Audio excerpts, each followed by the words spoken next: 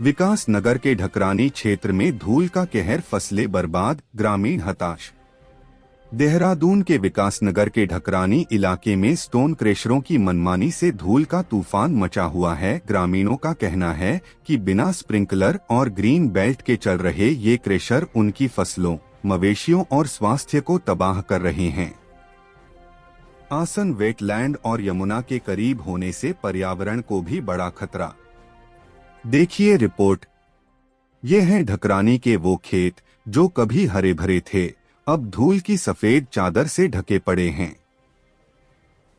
स्थानीय किसानों का आरोप है कि इलाके में करीब दर्जनों स्टोन क्रेशर बिना किसी पर्यावरण नियम का पालन किए चल रहे हैं। क्रेशरों से उड़ने वाली बारीक धूल हवा में फैलकर फसलों पर जम रही है। गेहूं, सरसों, सब्जियां सब काली पड़ गई हैं, उपज आधी से भी कम हो गई है।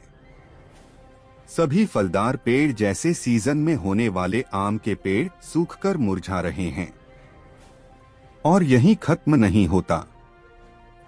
क्रेशरों से निकलने वाला गंदा पानी, कीचड़ वाला पानी खेतों में बह रहा है, मिट्टी बंजर हो रही है, मवेशी बीमार पड़ रहे हैं। गंदा पानी पीने से कई पशुओं की मौत भी हो चुकी है।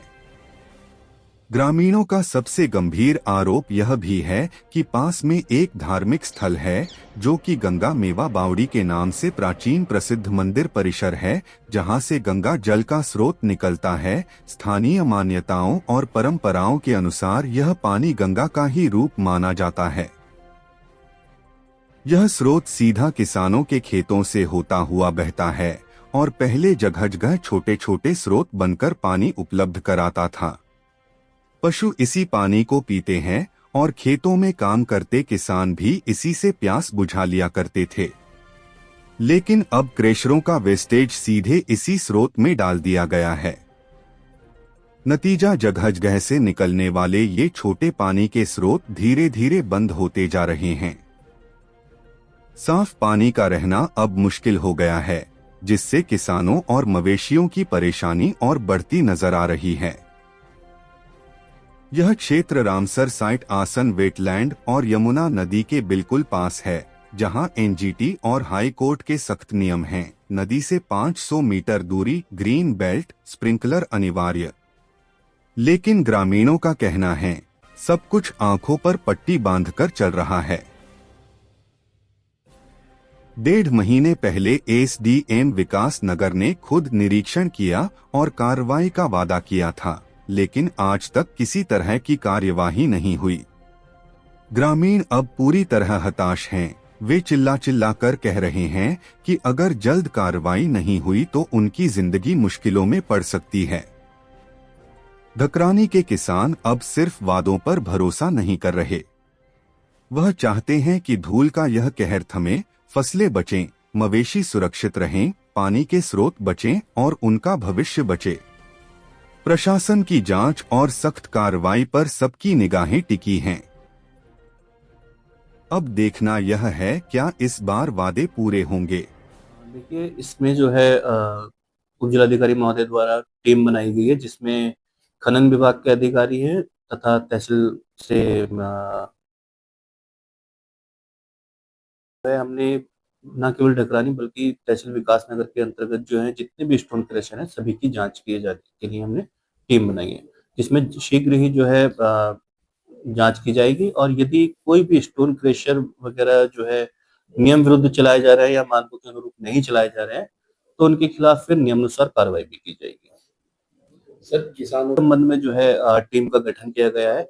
यदि ये नियम विरुद्ध बनाए गए हैं या नियम विरुद्ध संचालन किया जा रहा है इनका, यदि इन्होंने गंदे पानी की निकासी की उचित व्यवस्था नहीं की गई है तो उन पे नियमानुसार कार्रवाई की जाएगी और आख्या प्रेषित की जाएगी। सर, नहीं, देखिए, अधिकांश मामलों में जो है लगभग सभी मामलों में टीम का गठन किया जाता है और उन पे कार्रवाई भी की जाती है। जैसे यदि यहाँ क्षेत्र में कहीं पर अतिक्रमण को लेके या किसी अन्य समस्या को लेके भी जो है किसी की शिकायतें प्राप्त हो रही, ग्रामीणों की शिकायतें प्राप्त हो रही हैं, जो बड़े मैटर है जिनमें एक से अधिक विभाग सम्मिलित है तो उनमें विभागों को पत्राचार किया जाता है और संयुक्त रूप से टीम बनाकर उस पर कार्रवाई की अपने मोबाइल फोन को, तो सोशल मीडिया पे एक कोई वीडियो, कोई एक न्यूज पोर्टल है, उसका एक वीडियो मैंने देखा ढकरानी क्रेशर जोन को लेकर के। उसी समय ही मैंने एसडीएम विकासनगर को पूरा डिटेल्ड निर्देश, पूरा डिटेल्ड चीजें व्हाट्सएप पर लिख करके तत्काल भेजा है। और मैंने उसके अंदर जो है पॉल्यूशन कंट्रोल बोर्ड का, तहसील का और खनन विभाग का बाकायदा एक संयुक्त टीम गठित करके उसकी जांच प्रारंभ कर दी जाएगी। आजकल में जांच प्रारंभ हो जाएगी और कार्रवाई हो। 2-3 गांव वाले आए, उन्होंने फोटो देखा कि कोई स्लज जो वहां से निकलता है पानी धुलाई से, वो खेतों में फैल रहा है। वो मुझे फोटो भी दिखाई, मैंने न्यूज आइटम भी देखा और मैं बता रहा हूं कि बाकायदा मैंने आज सुबह लिखित में उसके निर्देश एसडीएम को किए हैं। डीएमओ ने फोन उठाया नहीं उठाया, लेकिन अब मैंने इसमें लिखा है तो निश्चित रूप से मुन्ना सिंह चौहान ये सुनिश्चित करता है कि जब पब्लिक ग्रीवेंसेस कहीं पर आए उसके बारे में कदम उठाऊंगा तो वो लॉजिकल एंड तक जाएगा। मैं यहाँ अपने घर बैठ करके किसी को ना लीगल कह सकता हूँ ना किसी को इलीगल कह सकता हूँ। जांच रिपोर्ट आएगी, उसके आधार पर कार्रवाई हो। उस एसओपी का मतलब है कि आप, क्योंकि हो क्या जा रहा था कि सब जगह अधिकारी अधिकांश समय उसी में मीडिया ब्रीफिंग में या वो करके उसी में ही उलझे रहते थे, तो सरकारी काम भी ना बाधित हो, इसलिए तमाम सारे चीजें टाइम मैनेजमेंट करना पड़ा। सरकार को फिर एसओपी जारी करना पड़ेगा, भाई जो ओपीडी आवर्स है उसमें नहीं कोई आएगा, जब ओपीडी आवर्स पूरे हो जाएंगे तब आप डॉक्टर से मिलेंगे। तो कुल मिलाकर के ये थोड़ा बहुत हमें समादर करना चाहिए, किसी के ऊपर कोई रोक नहीं है। मीडिया लोकतंत्र का चौथा स्तंभ है।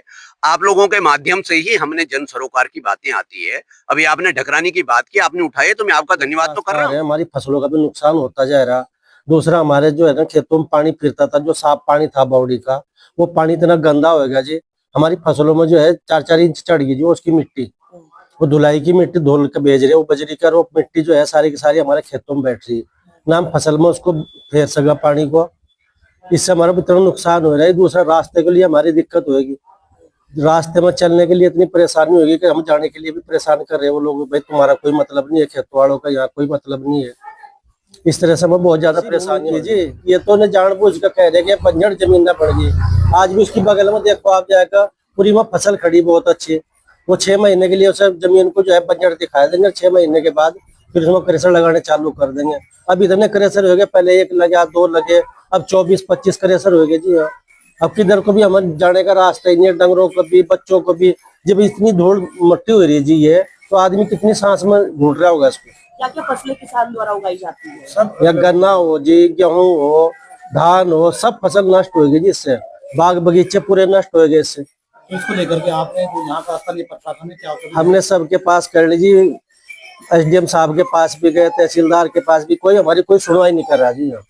कोई अभी उस पर सुनवाई नहीं, कोई सुनवाई नहीं कर रहा जी। हम तो गांव के लिए भी, जैसे भाई रास्ते में यहाँ रास्ते पूरी रात भर ट्रक चल रहे, रात को